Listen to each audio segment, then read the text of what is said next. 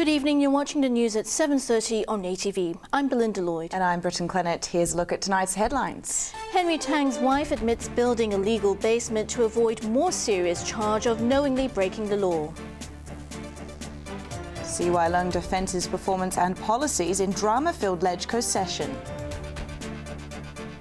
Chief Secretary's lobbying fails to win over Chun Won District councillors opposing landfill expansion. Former Chief Secretary Henry Tang's wife has pleaded guilty in court to building the massive illegal basement at their home that cost her husband the chief executive election. But Lee So-kwon denied a more serious charge of knowingly breaking the law. She'll be sentenced on the 30th of this month. Henry Tang and his wife Lee So-kwon had to navigate their way through a media frenzy as they arrived at Kowloon City Magistrates Court this afternoon. The Tangs had planned out their strategy to tackle charges against Kwon over the construction of a massive illegal basement in their Kowloon Tong home. Kwon pleaded guilty to one count of building the basement between August 2005 and December 2010 without the building authority's approval. The offence carries a maximum penalty of 2 years imprisonment and a fine of $400,000, but she denied a second and more serious charge of knowingly carrying out the illegal works between December 2010 and February 2012. The second charge suggests an element of deception. The prosecution had earlier stated that the second charge would be dropped if Kwon pleaded guilty to the first. Principal Magistrate Clement Lee adjourned the case until the 30th of this month, when a sentence is expected to be handed down. The other defendants, an architect, a structural engineer and a contractor, all pleaded not guilty, and a trial is scheduled in November. Speaking after the court proceedings, Tang confirmed discussing the case with the prosecution. I think it is just normal for the defense to have a dialogue with the prosecution. I'm not at liberty to go into any more details.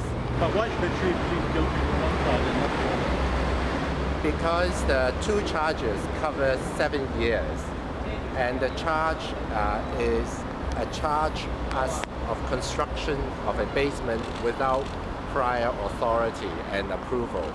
It does not take 7 years to construct a basement. It takes only a few months to construct a basement. So if we plead guilty to the first charge, then the second charge will have no grounds to stand on. The Buildings Department launched prosecution proceedings in February after a year-long investigation into the 2,000 square foot basement with 2 skylight openings at the Tang's home on York Road. Tang was considered the front-runner in last year's chief executive election, but the scandal cost him the job. He has complained about unfair treatment, considering that his arch-rival Leung Chun-ying has not been prosecuted for multiple illegal structures at his home on the Peak. Chief Executive Leung Chun-ying is refusing to start consulting the public right away on universal suffrage, insisting he has to deal with livelihood issues first ahead of the 2017 leadership election. Under attack from lawmakers during his question and answer session in LegCo today, Leung rejected their calls for his resignation, claiming he has Beijing's full support.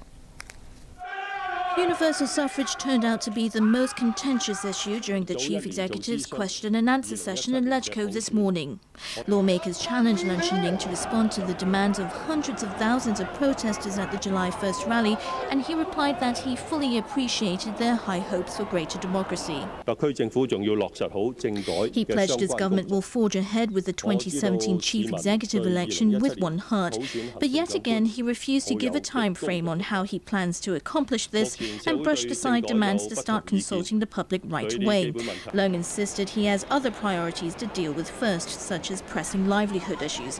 He said there's ample time to address political reforms, and people have to set aside their differences to bridge what he called gaps on fundamental issues. Leung's response angered Democratic Party chairwoman Emily Lau, who accused him of stalling and demanded to know what timetable the embattled leader has in mind for introducing political reforms. The chief executive replied that her accusation that he has done nothing was very unfair and reiterated that he and his team have been gauging public views on how to attain universal suffrage. Speaking to reporters afterwards, Lau insisted that the only person standing in the way of political reform is Leung himself, and Hong Kong can only move forward if he steps aside. I get the feeling that people in the pro-Beijing camp, they understand that if there's no change in 17, it's not an option. If that happens, Hong Kong will be ungovernable. So they also want to have a consensus. So I call on all sides to let us talk and let us try to reach a solution. This chief executive is completely useless, and he should go. Also unimpressed with Leung's answers, Civic Party lawmaker Kwok Kar-keet warned him that he's making Hong Kong suffer by ignoring public calls for greater democracy and demanded his resignation. A defiant Leung replied that he and his team have Beijing support and they will continue to work in a spirit of cooperation. People Power lawmaker Raymond Chan suggested that the chief executive should reduce waste at source in his own administration and step down instead.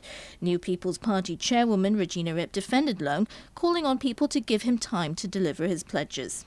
He referred to CE election in 2017 several times. I think this firmly demonstrates his commitment to electing the CE by universal suffrage in 2017. And I believe the consultation will get underway in a year's time, judging from the chief executive remarks. And it will definitely, I hope it will definitely get underway next year. The chief executive also touched on another political hot potato, the Occupy Central movement, whose pro-democracy supporters have vowed to block the streets of the business district next July if the government fails to deliver genuine universal suffrage. Siding with the business community, which is warning that the civil disobedience movement will harm Hong Kong's reputation, Leung stressed that everyone has a responsibility to help maintain the city's economic stability. Industrial sector lawmaker Lam Tai Fai pressed the chief executive on political accountability and asked whether he and his team should step down because of their plunging popularity. Leung insisted Lam should be fair in evaluating his cabinet's performance and defended his officials as dedicated and conscientious servants of the community. That prompted Lam to warn Leung that he was sending a dangerous message to the public that he no longer cares about the spirit of political accountability. The chief executive told Lam not to rely on popularity polls as the only gauge to monitor his government's performance. Chun Mun district councillors have voted against the government's plans to expand the neighbourhood landfill, despite a last-ditch effort by the chief secretary to change their minds. The expansion plan is facing defeat tomorrow when LegCo's Finance Committee votes on funding.